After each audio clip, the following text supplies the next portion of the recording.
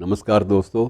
और मैं आज जिस विषय पर आपसे चर्चा कर रहा हूँ वो उसका मूल बिंदु ये है कि महामारी हो, विपरीत परिस्थितियाँ हों, कोई भी आपदा हो, चाहे बाढ़ हो, चाहे आंधी तूफान हो, हम कुछ एक पर्वों को फिर भी मनाते हैं।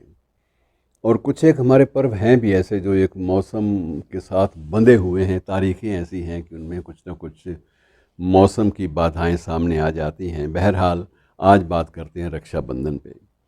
रक्षाबंधन अब ये एक बड़ा प्राचीन पर्व है, बड़े लंबे अवधि से चला आ रहा है। कब से चला आ रहा है इसका इतिहास अगर आप देखने का प्रयास करेंगे तो शायद कुछ पल्ले नहीं पड़ेगा, क्योंकि हमारे यहाँ इतिहास में प्रमाणों की जो खोज है वो अक्सर भटक जाती है किसी जंगल में।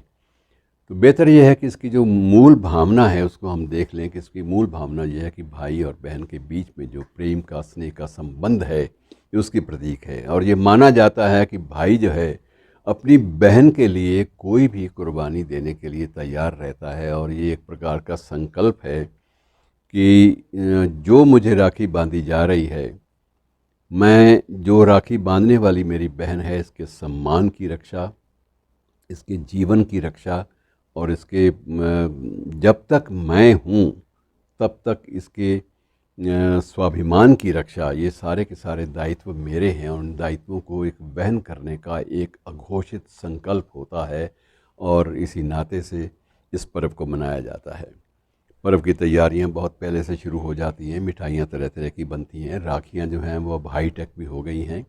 और अब राखियों में कई बार ये भी होता है कि राखी का फूल तो छोटा सा होता है, लेकिन बीच में जो वॉच है वो लाख रुपए की भी हो सकती है। मैंने ऐसी राखियां देखी हैं जिनका मूल्य लाख लाख रुपए है। और ये एक व्यापक संदर्भ इसका मैं आपको थोड़ा सा उदाहरण दे देता हूँ कि कुछ वर्ष पहले जब ये थोड़ा से संबंध सामान्य थे, तो एक महिला लेखिका का फ़ोन पाकिस्तान से आया कि मैं एक आपसे फ़ेवर चाहती हूँ। पूछा गया क्या चाहती हो, तो उसने ये बताया कि फ़ेवर ये है, मुझे वहाँ से 100 राखियाँ भिजवाइए, यहाँ हमारे यहाँ बनती नहीं हैं। हमारे यहाँ अगर बननी हो तो ये हमें कई दिन पहले ऑर्डर करना पड़ता है, वरना यहाँ रिवाज नहीं रहा। और जो हिंदू परिवार हैं वो तो एक धागा, लाल धागा बांध के भी अपना वो सेरेमनी पूरी कर लेते हैं। तो 100 राखियाँ अच्छे ढंग से बनवाइए। तो मैंने कहा है आपका इसमें उद्देश्य क्या है, तो मुझे बताया गया, तो मुझे बड़ी खुशी हुई।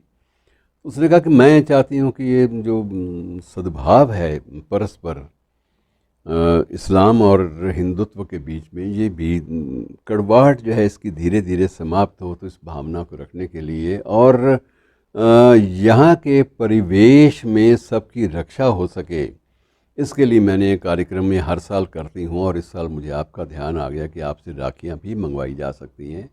पहले तो बरसों तक हमने धागे बांध के ही काम चलाया। अगर आप ये राखियाँ भेज सकें, क्योंकि वहाँ से एक यात्री भी आने वाला है, और उस यात्री के हाथ अगर आप 100 राखियाँ लेके भेज दें, तो मैं चाहती हूँ कि कुछ मुस्लिम जो लड़के हैं स्कूलों के, कॉलेजेस के, उनको हिंदू लड़कियां जो हैं वो राखी बांधें।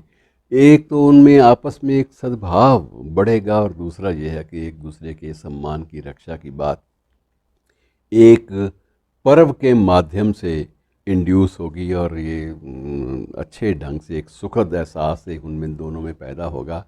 और इस तरह से जो आपसी कड़वाहटें हैं, आपसी जो भ्रांतियां हैं, भ्रम हैं, इनका जाल भी टूटेगा। तो मैंने वो राखियाँ जो थी, जैसे मुझे बताया गया था, तो राखियों का एक पैकेट मैंने बनाया, और जो भी उनका एक जाने वाला था यहाँ से, तो वो ले गया। और अगले दिन वहाँ के मीडिया में कवरेज भी बहुत भारी हुई और इसका अच्छा प्रभाव पड़ा। और दूसरी बात यह है कि हमारे इतिहास में बहुत सारे प्रसंग, जैसे हुमायूं का है, और ये बहुत सारी चीज़ें हैं कि हुमायूं इसीलिए भी कई बार एक युद्ध में हार गया था, क्योंकि उसके हाथ पे जो राखी बंधी थी, वो राखी उस मुंह बोली बहन ने बांधी थी जिसका पति उसके सामने शत्रु के रूप में खड़ा है। तो इस तरह से कई कहानियाँ इसके साथ जुड़ी हुई हैं। और ये पर्व जो हैं, कोरोना की महामारी या इससे पहले भी महामारियों के बावजूद भी ये पर्व नहीं बदले। सिर्फ इतना ही हुआ कि भाइयों ने भी बहन से कहा कि तू भी ज़रा हाथ धो ले, और बहन ने भाई से कहा कि तू भी ज़रा हाथ मुंह धो के सामने आना, और मास्क लगा के फ़ोटो खिंचवाएंगे। तो इस तरह की बातें, थोड़ा बहुत हालात के मुताबिक कुछ बदलाव ज़रूर आए, लेकिन पर्व का महत्व, पर्व की पाकीज़गी और इसका जो सुखद एहसास है, उसमें कहीं राई रत्ती अंतर नहीं आया। अब भी वो पर्व वैसे के वैसे कायम हैं। अब जबकि ये दूसरा दौर महामारी का जा चुका है, लगभग जा चुका है, थोड़ा बहुत है, और तीसरे की जो आशंकाएं हैं वो धीरे धीरे मध्यम पड़ती जा रही हैं। तो सभी तरह के बचाव के बावजूद अब गहमा गहमी जो है वो शुरू हो गई है, और राखियों की जो डिज़ाइंड राखियाँ थी और जो विशेष